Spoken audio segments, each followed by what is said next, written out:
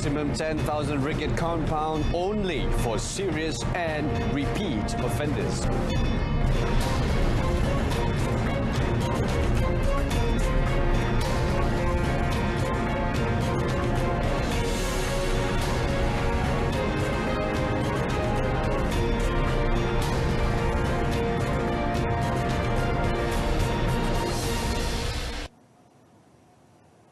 And you're watching Updates at Noon with me, Brendan Lepole. The maximum fine of 10,000 ringgit for Movement Control Order (MCO) SOP violators will only be issued against repeat offenders as well as violation of serious offences. Explaining further, Senior Minister for Security, Datuk Seri Ismail Sabri Yaakob said this will not involve every offence or violators. Kesalahan-kesalahan yang dianggap serius, yang besar. Seperti tadilah, kelab malam diharamkan, tapi mereka masih lagi mengunjungi kelab malam. Yang ini mungkin akan dikenakan maksimum 10,000. Ya. Pihak IGP dah kata, kalau setakat tak pakai pelitup muka, tak mungkin akan dikenakan 10,000. Jadi dah disebutkan kesalahan melampau ni. Dah ada wristband. Ya, dah ada wristband, ada gelang, tapi masih keluar merayau pergi pasar malam dan sebagainya. Ini kesalahan yang melampau. Sebab dianya boleh membahayakan nyawa orang lain. Dia boleh membawa jangkitan kepada orang lain. Tapi dia degil. Dia pergi juga keluar walaupun arahan tidak boleh keluar daripada rumah. Yang ini mungkin akan dikenakan tindakan yang lebih besar dari segi hukuman, dari segi kompaun dan sebagainya. The level of registration for COVID-19 vaccination jabs via MySejahtera application is still low, with only 1.4 million or 6.1% of the people had registered as of yesterday. However, Coordinating Minister for National COVID-19 Immunisation Programme, Khairi Jamaluddin, said the figure is expected to rise after the 5th of March when registration via hotline and website is open. The minister said the government will intensify its efforts to encourage more people to register themselves and take the shot. Memang sikap tunggu dan lihat, ya. Ini kita dah jangkakan daripada dulu. Tetapi saya yakin apabila kita melihat lebih ramai lagi, terutamanya barisan hadapan menerima vaksin mereka, rakyat juga akan lebih yakin dan akan mula daftar. Jadi ini akan kita pantau dari masa ke semasa. Setakat jam 11 pagi hari ini, 1,468,137 orang telah daftar melalui MySejahtera untuk menerima vaksin, dan dari segi peratus penduduk itu hanya 6.1% sahaja. Target kita adalah 80% penduduk Malaysia. Jadi ini adalah satu tahap pendaftaran yang agak rendah dan perlu untuk kita tingkatkan lagi usaha untuk mendapat lebih ramai lagi mendaftar. Khairi was speaking at a joint media conference with Health Minister Datuk Seri Dr. Adham Baba after attending the COVID-19 Vaccine Supply Access Guarantee Special Committee (JKJAV) meeting in Putrajaya. Meanwhile, the number of vaccine recipients so far stands at 17,064 individuals, with Sarawak having the most vaccinations, followed by Pahang and Perak. The 1st Battalion of the General Operation Force, GOF, has recorded 32 cases of arrest and seizure worth over $500,000 ringgit involving various offences made under Poisons Act, Dangerous Drugs Act and Immigration Act. Its Assistant Commanding Officer, Superintendent Abdul Aziz Abdullah, said the arrests and seizures were made under the augmenting COVID aim to safeguard the Malaysia-Thailand land border since the 1st of February until yesterday. According to Superintendent Abdul Aziz, under the Poisons Act 1952, a total of 30 cases were recorded, with 1 local arrested and about 8.04 tons of kodam worth about 241,000 ringgit, as well as 14 vehicles worth about 265,000 ringgit seized. Meanwhile, under the Dangerous Drugs Act 1952, 1 arrest was recorded involving a local who tested positive for methamphetamine. Other than that, another case was recorded under the Immigration Act 1959/1963 involving 3 Thai nationals aged between 24 to 26 for not having valid travel permits. Johor Customs managed to foil an attempt to smuggle illegal immigrants in Pontian waters at about 1:40 p.m. on the 27th of February. The immigrants consist of 3 men and 1 woman, aged between 24 to 46, were arrested by the Sungai Pulai Marine Enforcement Unit.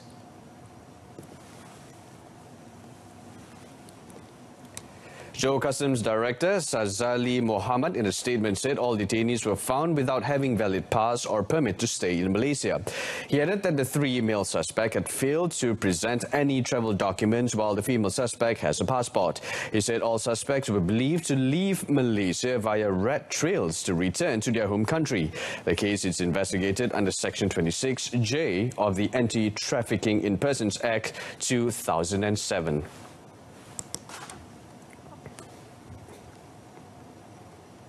A motorcyclist was hit from behind by a car driven by a man believed to be drunk at Jalan Sungai Lembing, Kuantan, Pahang at 1:10 a.m. today.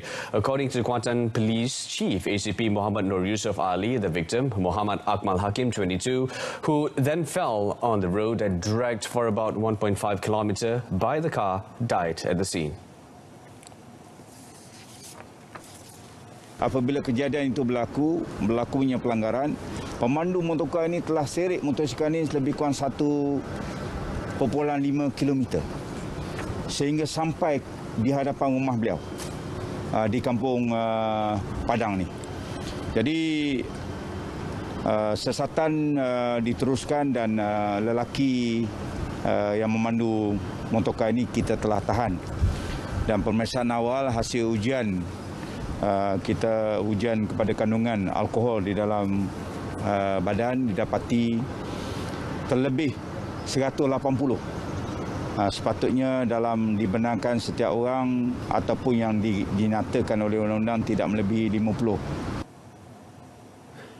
ACP Muhammad Nur Yusuf said the body of the victim was sent to Tunku Ampuan Afzan Hospital for autopsy. He said the suspect has been remanded starting today until the 4th of March for further investigation under Section 44, subsection 1 of the Road Transport Act 1987. ACP Muhammad Nur Yusuf then urged any members of the public with information regarding the incident to come forward to assist with the investigation.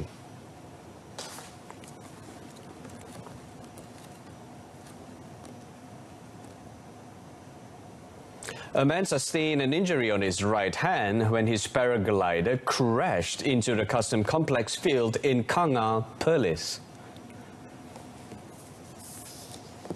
Kanga District Police Chief Superintendent Wari Q said the victim, identified as Shahrizal Daud, was sent to the Tuanku Fauzia Hospital for emergency treatment. He said during the 7:10 p.m. incident, Shahrizal was conducting a flight demonstration before the paraglider he was flying went down. At about 8:53 p.m. last night, an RTM check found that the paraglider was being transported by a lorry accompanied by a police car.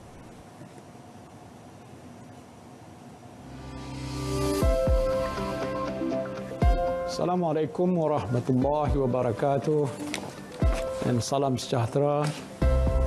Apa khabar semua? The National COVID-19 Immunization Program will begin with Phase 1 involving our frontliners. Phase 2 of the program will involve high-risk individuals with comorbidity and the elderly, followed by Phase 3 for the general public aged 18 and above. Vaccination centers have already been identified in locations near you. And for those who have yet to register, please do so via the MySejahtera application. It's very simple. All you have to do is register via the MySejahtera application. You will then be informed of the date and place where you will be vaccinated. Getting vaccinated is very important to achieve herd immunity while preventing the pandemic from spreading further. Let us protect our beloved nation together from COVID-19 by getting vaccinated. Lindung diri, lindung semua.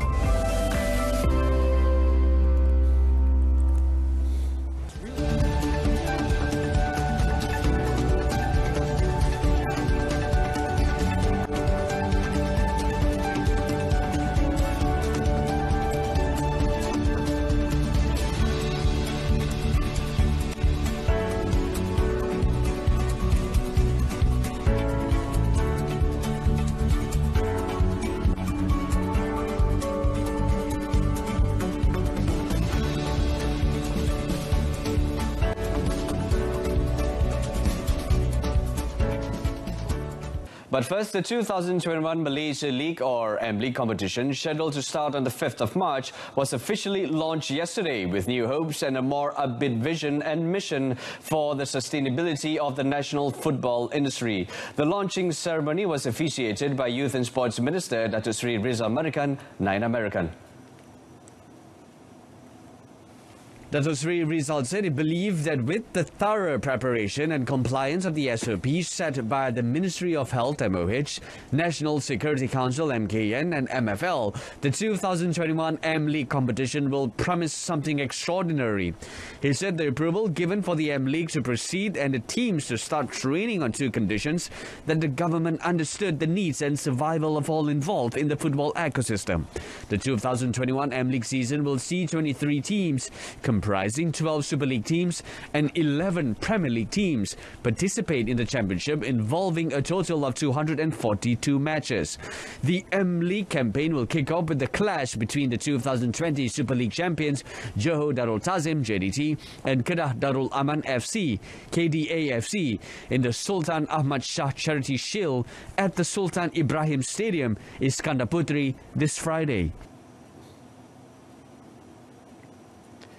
In the same development, Datuk Seri Rizal also said the 2021 Malaysia League season is expected to be lively again with the presence of spectators in the stadium, as the Ministry of Youth and Sports is currently in the process of getting approval from the government. The Youth and Sports Minister also assured that the application for the presence of supporters in the stadium will be made 2 months after M-League competition using a sports bubble model, which runs smoothly.